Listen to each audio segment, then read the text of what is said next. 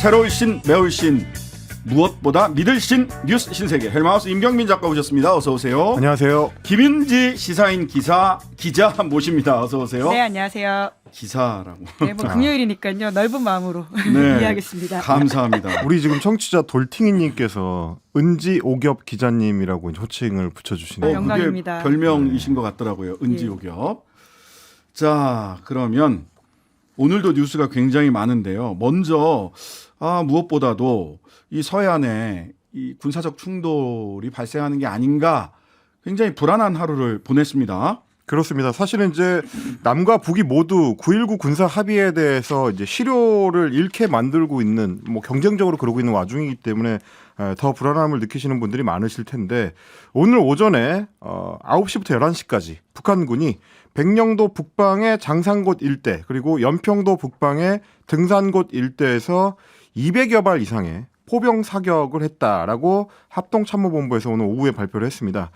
일단 뭐 위치상으로 보면 NLL 이북의 서해 완충구역 안쪽이기 때문에 우리한테 직접적인 위협이 되는 것은 아니지만, 그럼에도 불구하고 완충 지역의 포병 사격을 재개한 행위가 되겠고요.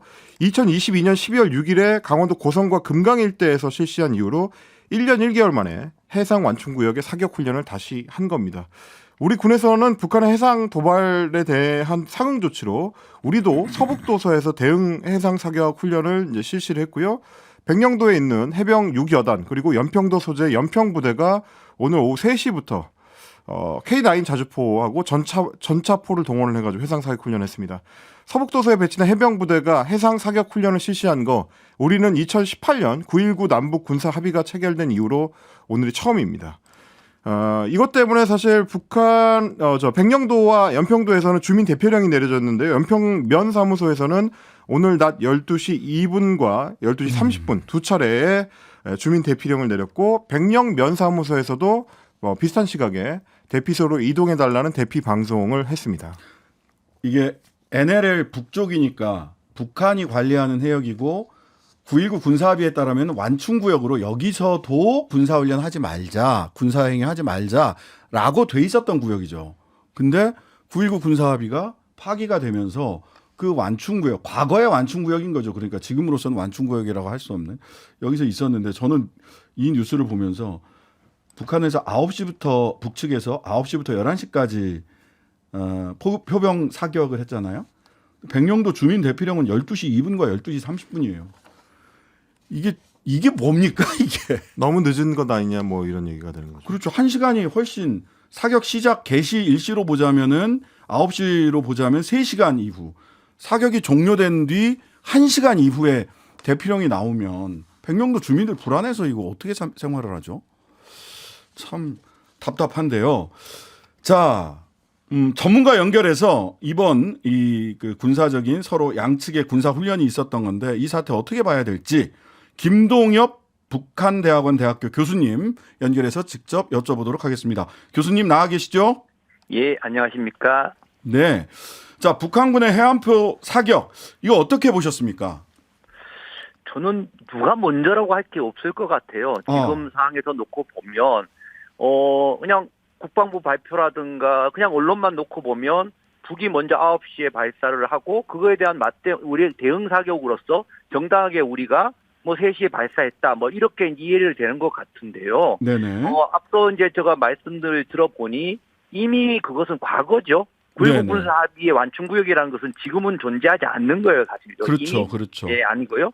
또 북이 발사한 곳이 뭐 NLL을 넘어왔다고 하면 모르겠지만 넘어오지 않았거든요, 사실요. 네네. 사실요. 그렇게 놓고 보면 9.19 군사 합의 이전에 있었던 수많은 해상 사격들과 또 동일한 사건이에요, 사실요. 네. 그러면 그때마다 우리가 대응 사격을 했나요? 그렇지 않거든요. 네. 그러면 그때마다 우리 연평도나 백령도 뭐 주민들이 뭐 경보를 울리고 하지는 않았거든요, 사실요. 물론 불안에 떨었죠. 네. 근데 사실 이번 같은 경우에는 작년 11월에 그 9.19 군사 합의가 사실 무시라되고 또 네. 우리도 뭐 마찬가지지만 그 상황에서 이제 존재하지 않은 상황에서 북이 어떻게 보면 12월 1일부터 동계훈련을 하고 있고 이것이 어떤 의도가 있다고는 분명 봅니다만은 네. 어쨌든 북이 발사한 것에서 NLL 넘지 않은 북측 해상에다가 NLL 북측에서 발사한 거에 대해서 반응하고 이렇게 했다는 것은 저는 개인적으로 보면 대단히 너무 과민 반응하고 호들갑을 떤 거라고 봐요. 아, 호들갑이다. 예, 그리고 또 중요한 건 뭐냐면 네. 지금 여러 가지 정황을 살펴보고 또 제가 몇 가지 자료들을 좀 뒤져봤는데요. 특히 네. 이제 우리나라 해양에 관련되는 항행정보라 하거든요. 네. 바다에 어떤 이제 경보를 하는 게 있는데 거기 조사하는 우리 해양조사원들 홈페이지 들어가 보니까 이미 우리가 1월 달에 그 완충구역에서 우리가 훈련을 먼저 했어요, 사실요. 네. 예. 보도를 보니까 2024년 1월 3일 날 동서남 전 해역에서 1, 2, 3함대 해군 동시에 해상 사격 및 기동 훈련을 했고 예. 작년 12월 29일부터 올해 1월 5일까지 한미 연합 군사 훈련을 접경 지역에서 실탄 사격 중심으로 진행을 했어요, 오늘까지.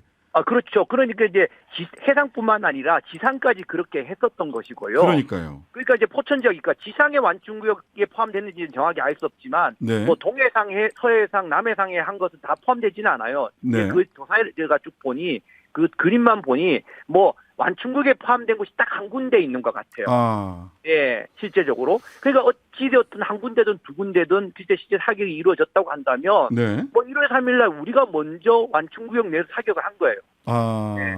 그러니까 북이 뭐 저작년 2022년에 동해에서 쏜 사격이 있지만 사실을 놓고 보면 9.19 군사합의가 완전히 이제 무시라된 지난 11월 이후에 이렇게 발생한 것이 누가 먼저냐, 닭이 먼저냐, 달걀이 먼저냐 봤을 때, 네. 또 오늘 국명만 봤을 때 지금 발표만 보면 북이 9시에 발사했으니까 우리가 대응한 거라고 보는데 네. 어떻게 놓고 보면 북이 9시에 발사한 게 우리가 지난 1월 3일 날 발사하고 했던 어떤 한미연합훈련이나 이런 거에 대한 북한이 대응한 것일 수도 있다고 해석할 수 있는 부분이거든요, 사실요. 예. 그러니까 그런 부분에 대해서는 우리가 대단히 조심해야 된다고 생각을 해요. 왜냐면 뭐 누가 나쁘고 이런 걸 떠나서 북한한테 분명히 명분을 준 게 있고 네. 있기 때문에 네. 이런 상황에서 국민들에게 무슨 경보령을 내리고 이런 것들은 대단히 어떻게 보면 이번 정부가 이야기하고 있지 않습니까? 네. 9.19 군사합의를 이렇게 무시를 하고 그러니까 효력 정지를 한 것들은 9.19 군사합의가 접경 지역의 주민들을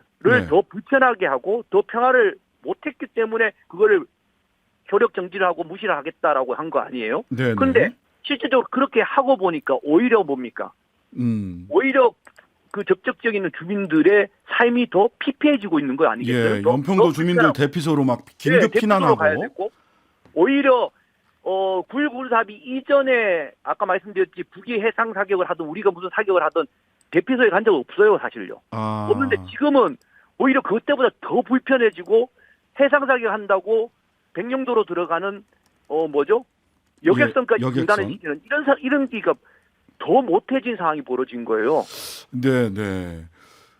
결과적으로 이게 어느 쪽이 먼저냐라기보다는 이것을 좀 잘 따져봐야 될 수도 있는데, 근데 오늘 언론을 보면 사실 막 찾지 않으면 우리가 1월 3일 날 전 해상에서 사격 훈련이 있었다거나 접경 지역에서 실탄 사격 중심의 한미 연합 훈련이 있었다거나 이런 뉴스 자체를 찾아보기가 어렵습니다. 없는 거죠, 사실요. 그냥 예. 저같이 우리나라 조사원 같은 데 들어가서 항행국을 찾아보지 않는 한 네네. 모르는 거예요, 사실. 제가 이제 사실 실무에 있으면서 그런 오늘 같은 똑같은 경험을 했었어요, 사실은요. 네. 북이 막 우리를 비난했는데 왜 어떻게 그걸 알았지라고 하고 보니까 실제 우리 항행중부를 봤던 저기 예전에 있었던 거예요. 그래서 사실 오늘 제가 그 경험 때문에 또 다시 홈페이지 다 들어가 보니 마침 또 있더라고요, 그게. 네. 그러니까 이런 것들을 놓고 보면 사실 뭐 자잘못을 떠나서 네. 누가 한쪽으로 모는 어떤 말일까요? 그러니까 서로 양쪽 다 치킨 게임을 하고 있는 거예요, 사실요. 네. 네. 자, 앞으로 북한이 최근 남북 관계를 적대 관계, 또 나라 대 나라의 관계, 특수 관계가 아니라 이렇게 규정했기 때문에 이 군사적 긴장이 점점 더 높아지는 것 아닌가라고 하는 걱정을 할 수밖에 없습니다. 우리 정부와 군은 좀 어떤 원칙을 가지고 대응을 해야 됩니까?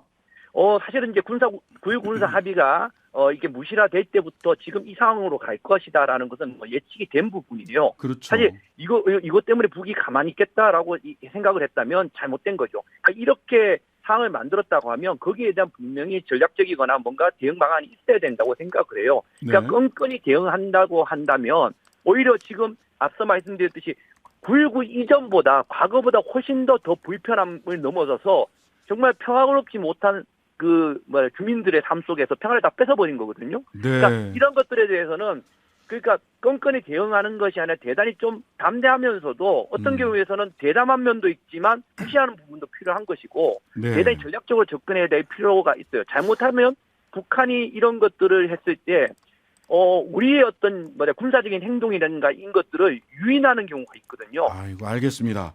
예. 자, 오늘 말씀은 여기까지 듣겠습니다. 지금까지 김동엽 북한대학원 대학교 교수님이었습니다. 오늘 말씀 감사합니다. 예, 감사합니다. 네. 자, 그러니까 전략적 대응, 이 지금 김동엽 교수님 말씀은 전략적이고 담대한 구상이 있어야지 건건이 반응해서 건건이 대응 사격하고 건건이 국민들 대피시키고 더군다나 또 늑장 대피령에 이런 식으로 대응해서는 이 문제를 풀 수 없다라고 하는 말씀이네요. 예. 네, 게다가 우발적 충돌이 굉장히 큰 사건이 될 수 있는 것이 남북 관계이지 않습니까? 거기에 대한 정부 역량이라고 하는 게 정말 중요한데 네. 과연 지금 그걸 잘 보여주고 있냐라는 생각이 듭니다. 네. 자, 오늘 대통령은 쌍특검에 대해서 제의 요구를 했습니다. 즉 거부권을 행사한 거죠. 그렇습니다. 오늘 오전에 한덕수 국무총리 주재로 정부 서울청사에서 임시 국무회의가 열렸습니다. 여기서 이 쌍특검법, 김건희 도이치모터스 주가 조작 의혹 관련된 특검법하고 대장동 50억 클럽 의혹 관련 특검법에 대해서 제의 요구권이 의결이 됐고요. 이에 대해서 이제 대통령이 잠시 후에 재가를 했습니다. 지난달 28일에 일명 쌍특검법이 국회를 통과한 지 8일 만이고요. 법안이 정부로 이송되고 바로 다음 날 대통령이 거부권을 행사한 겁니다. 한덕수 총리가 왜 제의 요구를 했는지 의결을 하면서 했었던 얘기가 있는데요. 들어보시겠습니다. 정쟁을 유발하고 중립성과 공정성을 훼손할 수 있는 법안이 통과된 데 대해 참으로 안타깝고 유감스럽게 생각합니다. 두 특검 법안은 야당이 일방적으로 강행 처리하면서 특별검사 추천 권한도 야당에게만 독점적으로 부여하였습니다. 이러한 배경에서 임명될 특별검사에게 정치적 중립과 공정한 수사를 기대하기는 어렵습니다. 네. 네, 오늘 이제 대통령실이 이제 굉장히 좀 적극적으로 이 사안에 대해서 이제 해설에 나섰는데요. 이관섭 대통령 비서실장이 직접 브리핑을 했습니다. 이 특검 법안들을 두고 총선용 여론 조작을 목적으로 만들어져 많은 문제점이 있다. 이렇게 주장을 했고요. 재판 중인 사건 관련자들을 이중으로 과잉 수사를 해서 인권이 유린되며 총선 기간에 친야 성향의 특검이 허위 브리핑을 통해 국민의 선택권을 침해할 수 있다. 이런 주장도 내놨습니다. 그런데 이제 뭐 아시다시피 이미 도이치모터스 주가 조작 사건과 관련한 1심 재판은 종료가 된 상태고요. 이 재판에서 이제 제외가 된 거는 주요 사건 관련자 중에서 김건희 여사가 거의 유일하기 때문에 특검 법안에도 이 김건희 여사의 이름이 들어가게 된 건데 이게 이제 과연 이제 설득력이 있을 것이냐 하는 거는 정치권에서 좀 따져봐야 될 문제고, 추가로 이관섭 실장 같은 경우는 대통령의 헌법 수호 의무를 거론을 하면서 이번 거부권 행사가 대통령의 의무다라는 주장을 하기도 했습니다. 쌍특검법이 총선용 악법이라는 여권의 기존 인식을 재확인한 거고 헌법 수호를 위해서 대통령이 거부권을 행사했다는 의미가 되겠습니다. 하지만 거부권을 행사하지 말아야 한다는 여론이 뭐 각종 여론 지표에서 상당히 좀 압도적인 상황이기 때문에 그렇죠. 이게 과연 이제 국민들한테 설득력이 있게 다가갈 것인가 뭐 다시 한번 좀 고민을 해봐야 될 것 같고요. 50억 클럽 특검법에 관련해서는 좀 독특한 설명이 나왔습니다. 네. 이재명 민주당 대표에 대한 방탄이 목적이다라고 역공을 취했는데 누군가 대장동 사업 로비용으로 50억을 받았다면 그 사람은 당시 인허가권자인 이재명 성남시장의 주변 사람일 것이고 자신의 신변 안전을 위해서라도 지난 대선에 민주당의 집권을 바라고 지지했을 것이다 라는 주장을 했습니다. 이게 마치 이 얘기만 들으면 50억 클럽으로 지칭되는 사람이 별도로 존재하지 않고 이제부터 찾아봐야 되는 것처럼 들리는 얘기인데, 뭐 사실 지난 2021년에 50억 클럽으로 지칭을 한 사람은 박수영 국민의힘 의원입니다. 그렇죠. 그 당시에 박영수 전 특별검사, 곽상도 전 국민의힘 의원, 김순환 전 검찰총장, 최재경 전 대검 중수부장, 권순일 전 대법관, 홍선근 머니투데이 회장 등을 직접적으로 거론했었던 적이 있고요. 그 사람들을 대상으로 한 게 어떻게 보면 이 특검법이기도 하기 때문에 이 설명이 맞는 건지 좀 갸우뚱해집니다. 그러면서 이제 이관섭 실장이 뭐라고 했느냐? 친야 성향의 특검이 현재 진행되는 검찰 수사를 회방하고 이재명 대표에 대한 수사 결과를 뒤집기 위한 진술 번복을 강요하고 이중 수사와 이제 수사 검사에 대한 망신주기 조사, 물타기 여론 공작을 할 것도 뻔하게 예상이 된다. 이런 주장을 내놨습니다. 아니 뭐 마이너리티 리포트입니까? 어떻게 특검이 활동할지 본인이 다 알아요 미리? 그러니까 저는 그래서 예, 김은지 기자님. 예, 이관섭 실장이 사실 관료 출신이고, 그러니까 이 워딩은 굉장히 이관섭 실장의 이야기 같지 않다라는 생각이 그렇죠. 들거든요. 결국 대통령의 생각을 그대로 이 실장이 이야기하고 있다라는 생각이 들고요. 네. 특히나 이 수사와 관련해서 아주 정확하게 알고 있는 멘트들은 마치 최순실, 이게 지금 최서원이라고 개명을 했는데요. 네. 최순실 특검 때를 떠올려 보면 사실 이 말들이 다 하나하나씩 그쪽 입장에서 맞는 말이거든요. 네. 그러니까 그렇기 때문에 이 이야기는 아주 이 사건을 잘 아는 사람들이 할 수 있는 이야기다라는 생각이 들고요. 결국 또 이야기하는 건데 그럼 본인들의 과거를 부인해야 되는 상황이 생깁니다. 예, 특검에서 성과를 냈던 이 과거를 다 부인해야 돼요. 예. 그리고 법무부에서도 6쪽짜리 그 보도 자료를 냈어요. 왜 거부권을 행사해야 되는지에 대한 보도 자료를 냈는데 이 법무부 보도 자료도 그렇고 이제 사실관계가 조금 왜곡돼 있는 부분들이 있어서 이런 부분들은 좀 바로잡아야 되지 않을까 싶습니다. 이게 50억 클럽 특검에 대해서 이재명 방탄 특검이라고 하는데요. 이거 정의당에서 안을 내면서 특별검사 임명 추천권, 임명이 아니라 추천권을 민주당한테서도 뺏었어요.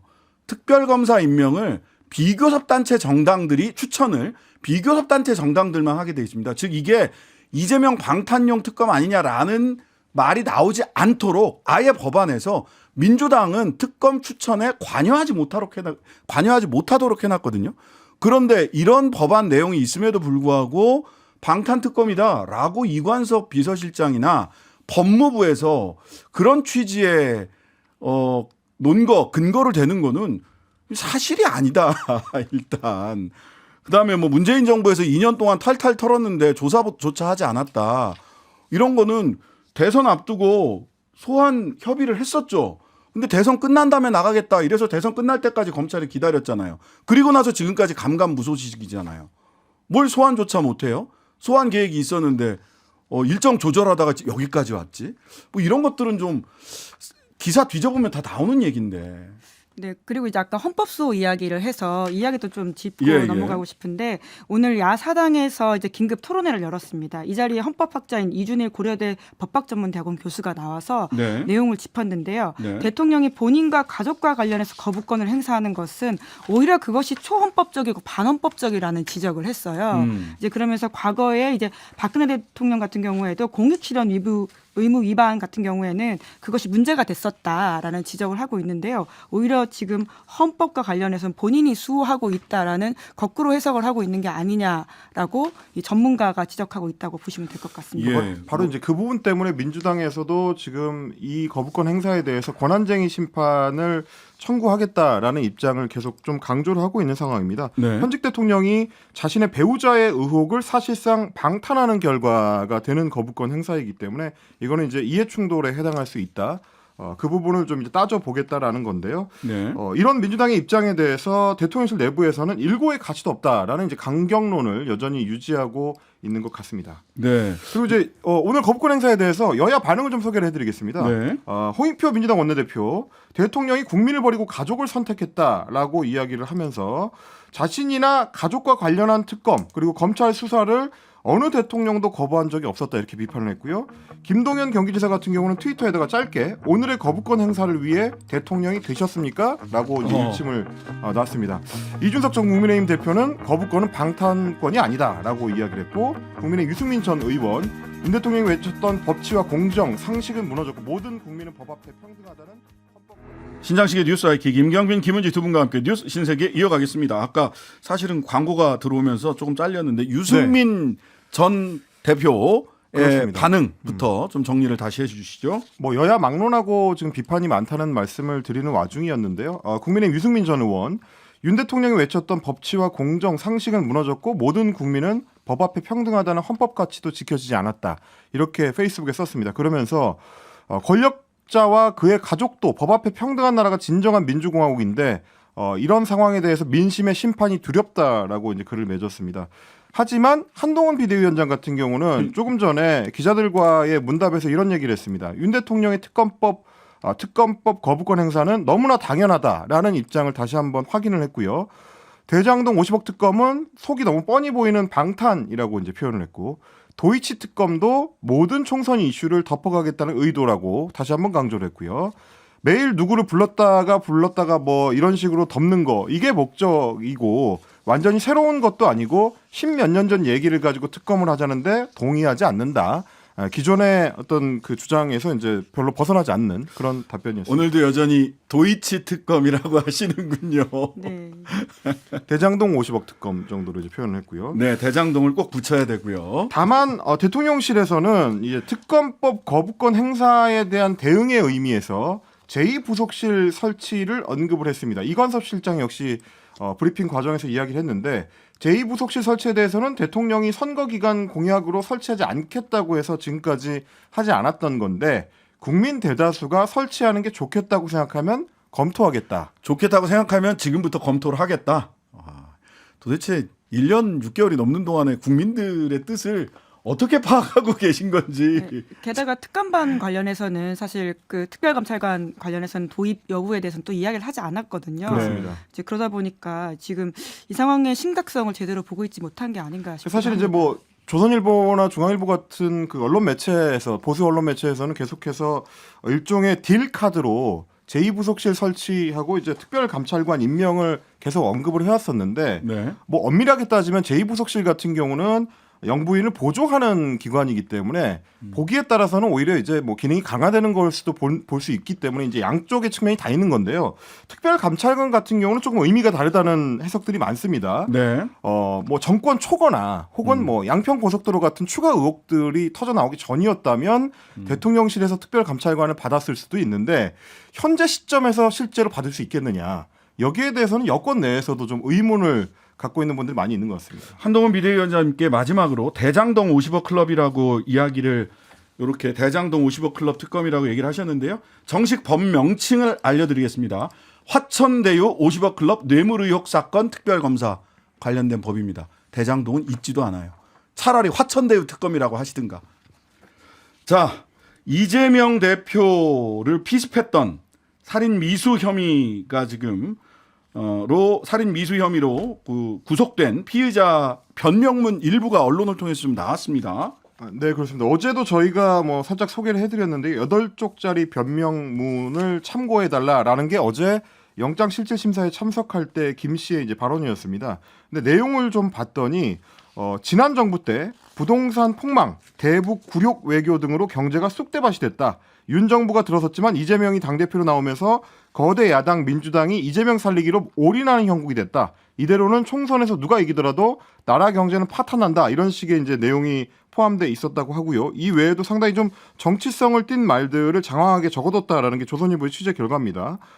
뭐 이제 애초에 이제 제목 자체가 이제 남기는 말이었다라는 얘기도 있고, 그만큼 상당히 어떤 본인의 입장에 대해서 굉장히 좀 강하게 표시를 한 것 같고요. 역사적 사명감을 갖고 범행했다라는 취지의 내용도 들어있다고 합니다. 사명감을 갖고 확신범으로 보여요. 그러니까 반성문을 내면서도 변명문이라고 말을 한 거잖아요. 그 네네. 자체만 보더라도 이 정치 테러에 있어서 본인의 굉장히 확신을 가지고 있는 사람이다라고 보입니다. 이 사건은 정치 테러가 본질입니다. 헬기를 타고 서울대병원으로 왔냐 안 왔냐가 어떻게 이 사건의 본질일 수 있겠습니까? 자, 지금까지 뉴스 신세계 임경빈, 김은지 두 분과 함께했습니다. 감사합니다. 고맙습니다. 하루 종일 기다려지는 진짜 시사. 평일 저녁 6시 5분 신장식의 뉴스 하이킥.